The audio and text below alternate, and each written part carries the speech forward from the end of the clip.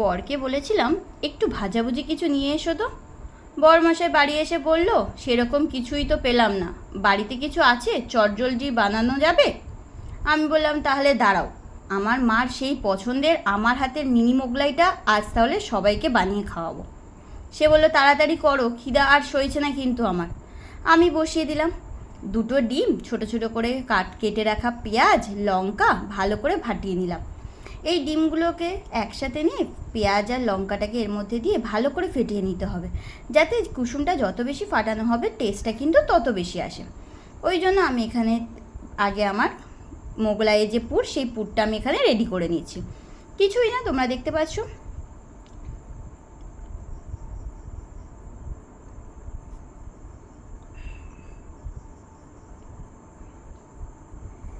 এটাকে এবার আমি খুব ভালো করে ফেটিয়ে নেব। এবার এর মধ্যে পরিমাণ মতো দিয়ে দেবো নুন, আর তার সাথে দেবো গোলমরিচের গুঁড়ো। যেমনটা তোমরা জানো আমি সব কিছুতে অল্প পরিমাণে গোলমরিচ গুঁড়ো অ্যাড করি, এখানেও আমি অল্প পরিমাণে গোলমরিচের গুঁড়ো অ্যাড করে দেবো। জিনিসটাকে পুরো ব্যাটারটাকে খুব ভালো করে মিক্স করতে হবে, যাতে কোনো জায়গায় অল্প নুন কোনো জায়গায় বেশি নুন না হয়। এবার আমি আগে থেকে যে ময়দাটা মেখে রেখেছিলাম, ময়দাটা একটু নরম হয়ে গেছে। এবার আমি সেই ময়দাটাকে গোল গোল করে লেচি কেটে নেবো। যেমন আমরা রুটি বেলি সেরকম করে গোল গোল করে ছোট ছোট করে এক একটা লেচি কাটবো, কেটে এবার ওটাকে বেলে নেবো। যত পাতলা হবে তত কিন্তু মোগলাইটা পাতলা হবে। তো এখানে আমার দেখো লেচি কাটা হয়ে গেছে। আমি এবার পাতলা করে লেচিগুলো বেলে নেবো।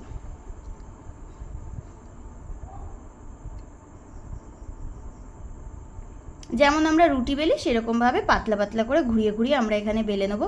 যত বড় হবে তত কিন্তু তোমার পুরটা ভরতে সুবিধা হবে। আমার এখানে কি প্রবলেম হয়ে গেছিলো, আমি একটু ছোট করে ফেলেছিলাম, ওই জন্য আমার ওগুলো একটু মোটা মোটা হয়েছিল। তোমরা যতটা পারবে বড় করবে। এবার আমি এর মধ্যে ডিম যে ফেটিয়ে রেখেছিলাম পেঁয়াজ কাঁচা লঙ্কা দিয়ে, সেইটাকে এই পুরের মধ্যে দিয়ে দিচ্ছি। উপর থেকে আমি একটুখানি তেল মাখিয়ে দিচ্ছি, যাতে জিনিসটা আটকে থাকে, বাইরে বেরিয়ে না আসে।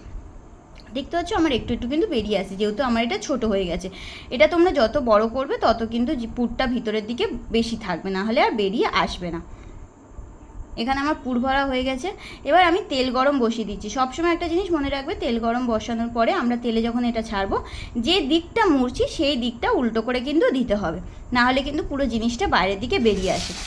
আর এরপরে আর এটা বেলার কোনো দরকার নেই, এইভাবে এটাকে ছেড়ে দেবে।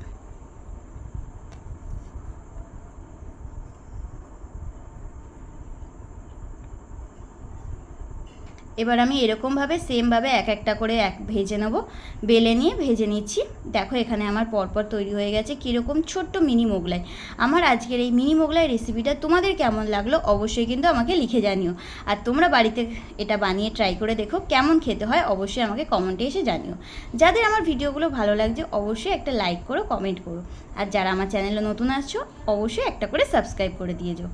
তো আজকে আমার এখানে ভিডিওটা আমি শেষ করছি, আবার একটা নতুন ভিডিওর সাথে আসবো খুব তাড়াতাড়ি।